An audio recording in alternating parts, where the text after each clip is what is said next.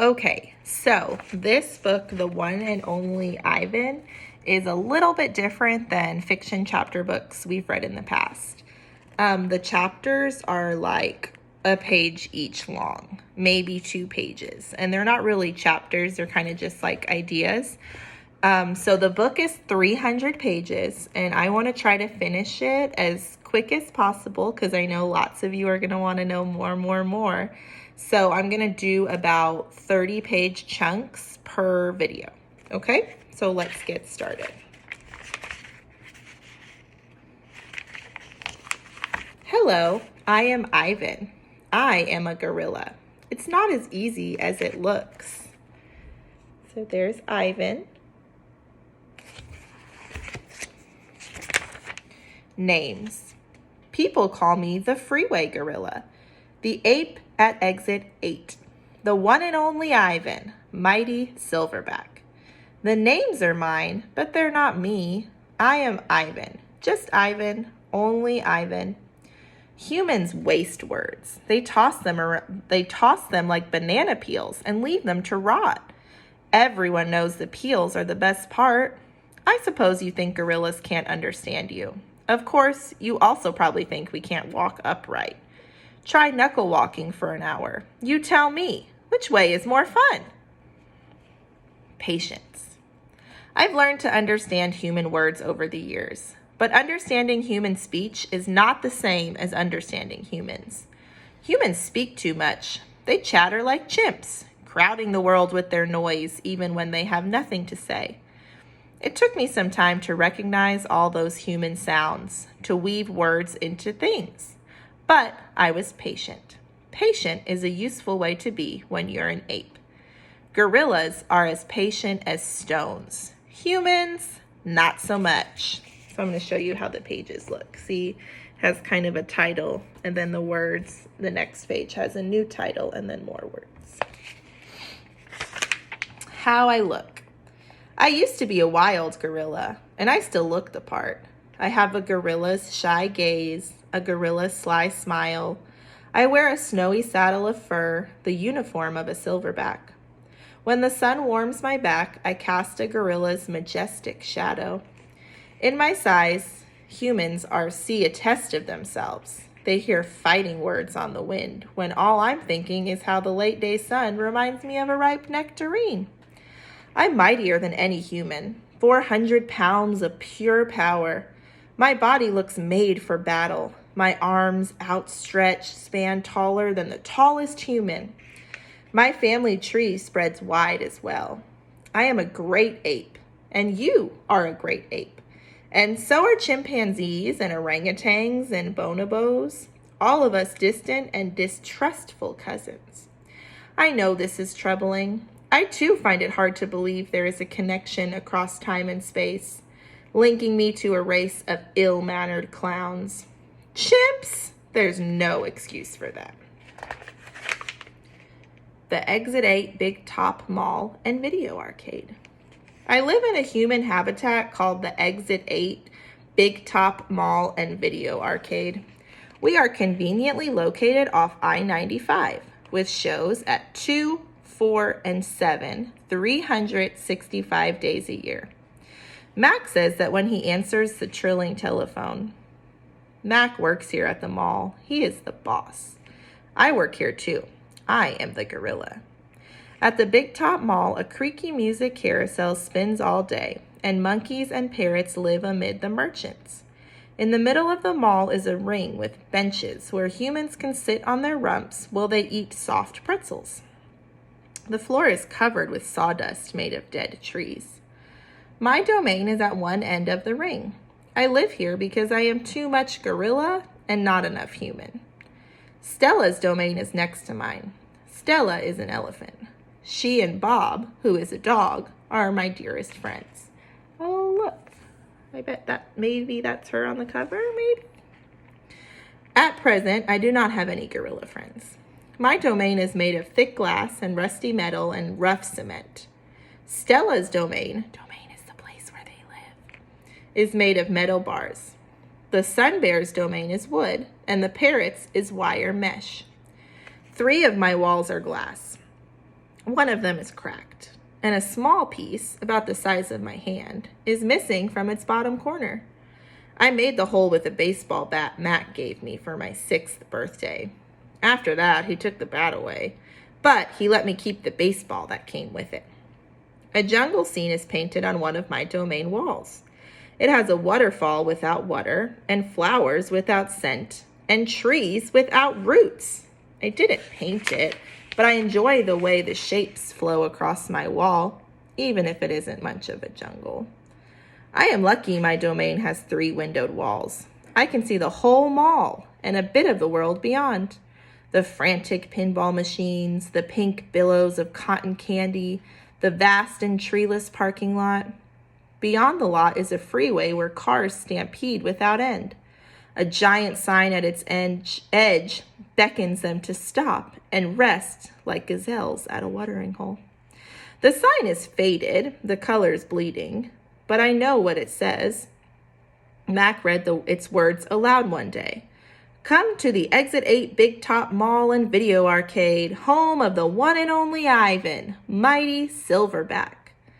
Ooh, Silverback must be a type of gorilla that Ivan is. Sadly, I cannot read, although I wish I could. Reading stories would make a fine way to fill my empty hours. Once, however, I was able to enjoy a book left in my domain by one of my keepers. It tasted like termite. He ate the book. The freeway billboard has a drawing of Mac in his clown clothes and Stella on her hind legs and an angry animal with fierce eyes and unkempt hair. That animal is supposed to be me, but the artist made a mistake. I am never angry. There's the billboard. I think that's supposed to be Ivan, and that's Max, and that's Stella. That's advertising the mall that they're at and trying to get people to go there. Anger is precious. A silverback uses anger to maintain order and warn his troop of danger. When my father beat his chest, it was to say, beware, listen, I am in charge. I am angry to protect you because that is what I was born to do. Here in my domain, there is no one to protect. The littlest Big Top on earth. My neighbors here at the Big Top Mall know many tricks. They are an educated lot, more accomplished than I am. One of my neighbors plays baseball, although she is a chicken. Another drives a fire truck, although he is a rabbit. I used to have a neighbor, a sleek and thoughtful seal, who could balance a ball on her nose from dawn till dusk. Her voice was like the throaty bark of a dog chained outside on a cold night, like woof. Roof. Children wished on pennies and tossed them into her plastic pool. They glowed on the bottom like flat copper stones. The seal was hungry one day, or bored perhaps, so she ate 100 pennies. Max said she'd be fine. He was mistaken. Mac calls our show the littlest Big Top on earth. Every day at 2, 4, and 7, humans fan themselves, drink sodas, applaud. Babies wail. Mac, dressed like a clown, pedals a tiny bike. A dog named Snickers rides on Stella's back. Stella sits on a stool. It is a very sturdy stool. 'Cause Stella's an elephant. I don't do any tricks. Max says it's enough for me to be me. Stella told me that some circuses move from town to town. They have humans who dangle on ropes, twining from the tops of tents. They have grumbling lions with gleaming teeth and a snaking line of elephants, each clutching the limp tail in front of her. The elephants look far off into the distance so they won't see the humans who want to see them. Our circus doesn't migrate. We sit where we are like an old beast too tired to push on. After our show, humans forage through the stores. A store is where humans buy things they need to survive. At the Big Top Mall, some stores sell new things like balloons and t-shirts, and caps to cover the gleaming heads of humans. Some stores sell old things things that smell dusty and damp and long forgotten. All day I watch humans scurry from store to store. They pass their green paper, money, dry as old leaves and smelling of 1,000 hands, back and forth and back again. They hunt frantically, stalking, pushing, grumbling. Then they leave, clutching bags filled with things, bright things, soft things, big things. But no matter how full the bags, they always come back for more. Humans are clever indeed. They spin pink clouds you can eat, cotton candy. They build domains with flat waterfalls. But they are lousy hunters. Gone. Some animals live privately, unwatched, but that is not my life.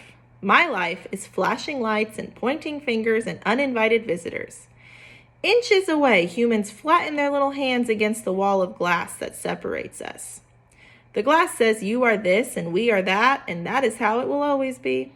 Humans leave their fingerprints behind, sticky with candy, slick with sweat. Each night a weary man comes to wipe them away. Sometimes I press my nose against the glass.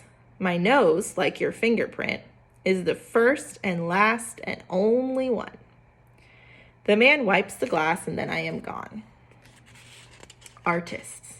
Here in my domain, I do not have much to do. You can only throw so many balls at humans before you get bored. A me ball is made by rolling up dung until it's the size of a small apple, then letting it dry. I always keep a few on hand. For some reason, my visitors never seem to carry any. In my domain, I have a tire swing, a baseball, a tiny plastic pool filled with dirty water, and even an old TV. I have a stuffed toy gorilla, too. Julia, the daughter of the weary man who cleans them all each night, gave it to me. The gorilla has empty eyes and floppy limbs, but I sleep with it every night. I call it Not Tag. Tag was my twin sister's name. Julia is 10 years old. She has hair like black glass and a wide half-moon smile. She and I have a lot in common. We are both great apes, and we are both artists. It was Julia who gave me my first crayon, a stubby blue one, slipped through the broken spot in my glass, along with a folded piece of paper. I knew what to do with it. I'd watched Julia draw. When I dragged the crayon across the paper, it left a trail in its wake like a slithering blue snake. Julia's drawings are wild with color and movement. She draws things that aren't real, clouds that smile and cars that swim. She draws until her crayons break and her paper rips. Her pictures are like pieces of a dream. I can't draw dreamy pictures. I never remember my dreams, although I sometimes awaken with my fists clenched and my heart hammering. My drawings seem pale and timid next to Julia's. She draws the ideas in her head. I draw the things in my cage. Simple items that fill my days. An apple core, a banana peel, a candy wrapper. I often eat my subjects before I draw them. Get it? He eats the apple, banana, and candy. But even though I draw the same things over and over again, I never get bored with my art. When I'm drawing, that's all I think about. I don't think about where I am, about yesterday or tomorrow. I just move my crayons across the paper. Humans don't always seem to recognize what I've drawn. They squint, cock their heads, murmur. I'll draw a banana, a perfectly lovely banana, and they'll say, "It's a yellow airplane," or "It's a duck without wings." That's all right. I'm not drawing for them. I'm drawing for me. Max soon realized that people will pay for a picture made by a gorilla, even if they don't know what it is. Now I draw every day. My works sell for $20 a piece, $25 with frame, at the gift shop near my domain. If I get tired and need a break, I eat my crayons.